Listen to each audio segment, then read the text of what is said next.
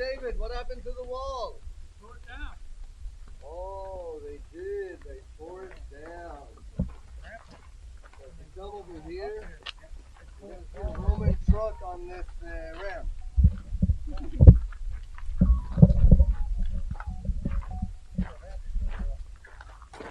יונתן, שלום, מה נשמע? אני במצדה, אני בדיוק ברם. אני מסיים פה ב5, הם רוצים לרדת ברגל נגיד 5:30, 6, אני בא. אוקיי, טוב, להתראות, ביי. Okay, brothers and sisters, here's the ramp that the Romans built. They actually decide that they have to come up here as quick as possible. So this man-made mountain that you see connects that side of the mountain to this side of the mountain. This whole thing is man-made, believe it or not. They have pieces of wood inside here. We actually saw the beams of wood when we climbed up, and it held this thing together even 2,000 years, believe it or not, right in front of you. So I want you to look at this ramp. That's why there's no wall over here. I want you to notice this. Look at this over here. You see this wooden beams over here? You see that? And come, we'll explain what happens right That's just a sign. I still think I would have thought it out. I still Over think here! I would have put on my armor and thought it out. Mom, I'm here. You know what I'm saying? Hey, wait for me. They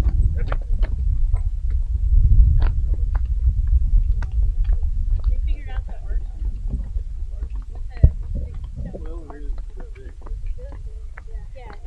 Yeah. Come on, guys. Come on, come on, come on.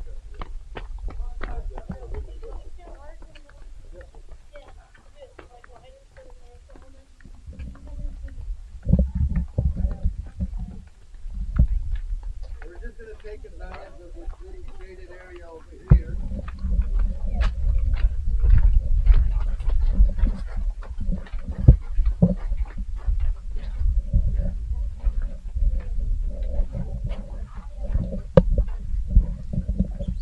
So brothers and sisters, over here at Masada there's about 1,000 people, 250 warriors. The rest of them are their family members, their children, their wives, their elderlies, and all the refugees that came during the few years of the rebellion. And right now the Jews, they see the Romans building this ramp. And you might think, why don't they do something about it? What could they do about it? First of all, the people who are building these ramps are their brethren, their Jewish prisoners that the Romans caught. And second of all, the Romans had cannonballs all over this place, caterpillars that could keep their heads down 24/7 if they wanted to give them cover while they built this ramp. So these people are up here and they see the ramp getting closer and closer, and it always drives me crazy. Why didn't they do something else?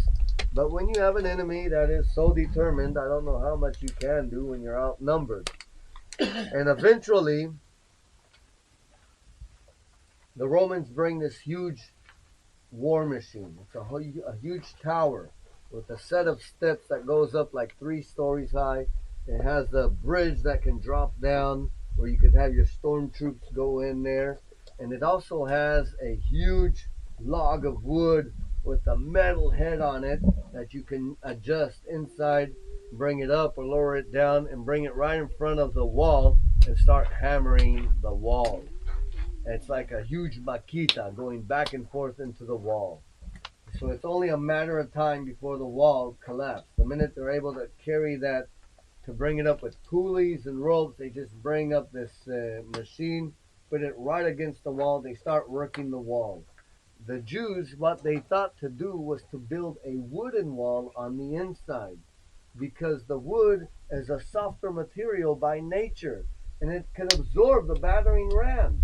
But as the rocks fell down from the wall, the Romans noticed that there's a wooden wall behind it, so they immediately stopped, and then they decided they're going to burn it, put it up in flames. So they fire some arrows into it. It starts going on, it starts to burn, and then the wind shifts and it starts burning their own tower. And that was so good, because if that tower would have burnt down, it would take them forever to get another one. There's no wood around here. But at the last second, the wind shifts again, and it burns down the wooden wall, and it crumbles down. At that point, the Romans stop, fall back. And they fall back into their camps. There's no more wall up there. There's no more barrier up there. Enjoy your last night. We'll kill you all in the morning. Shalom, you all. And they go back to their camp.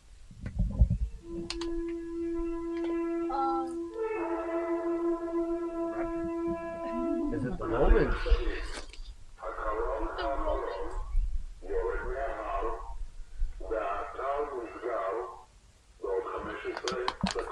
15 minutes before the Romans come.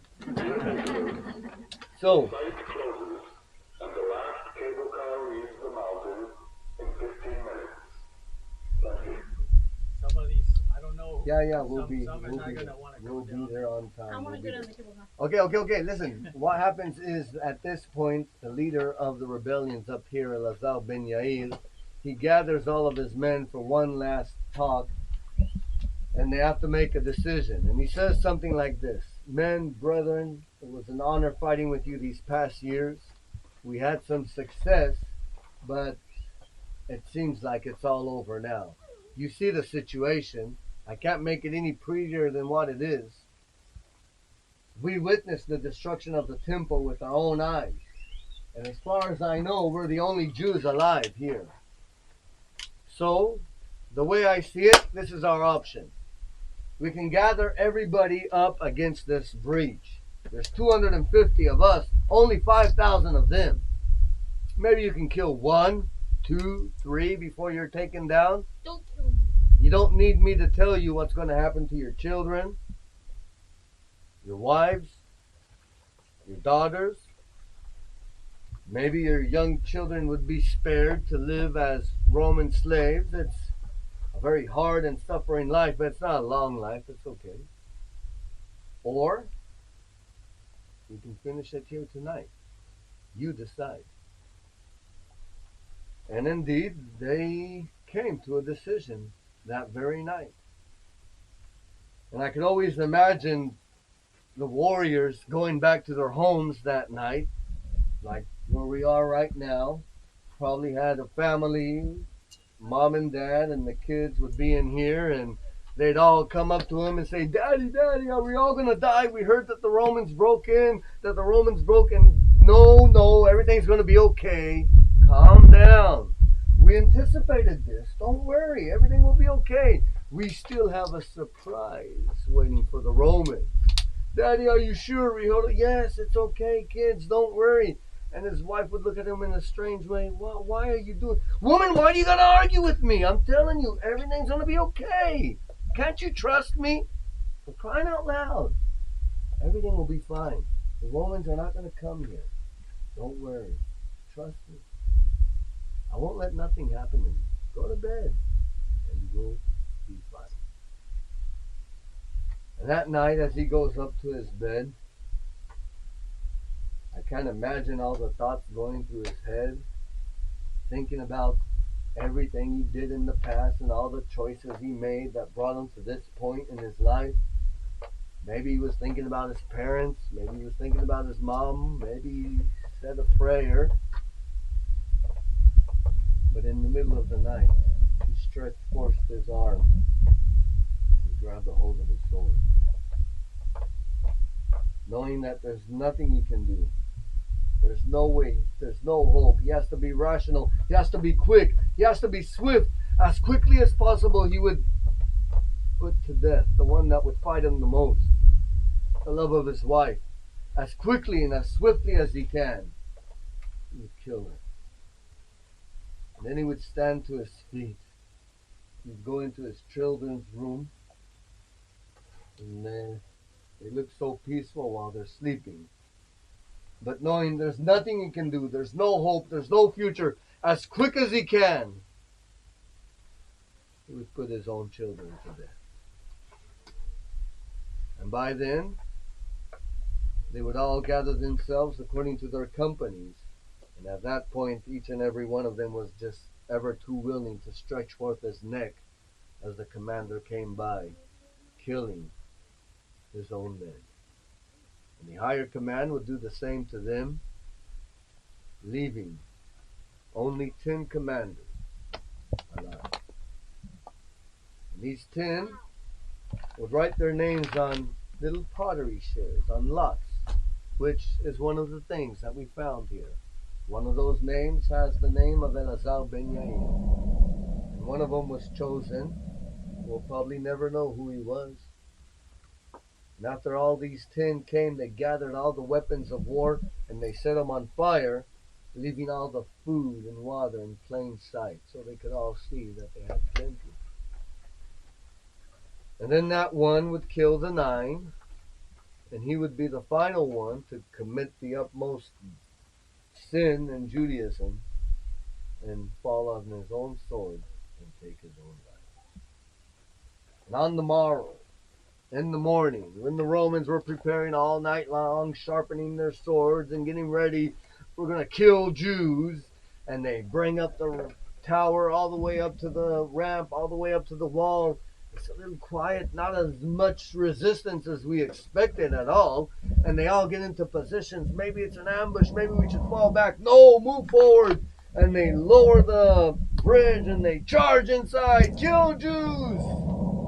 And a horrible silence was gathered. And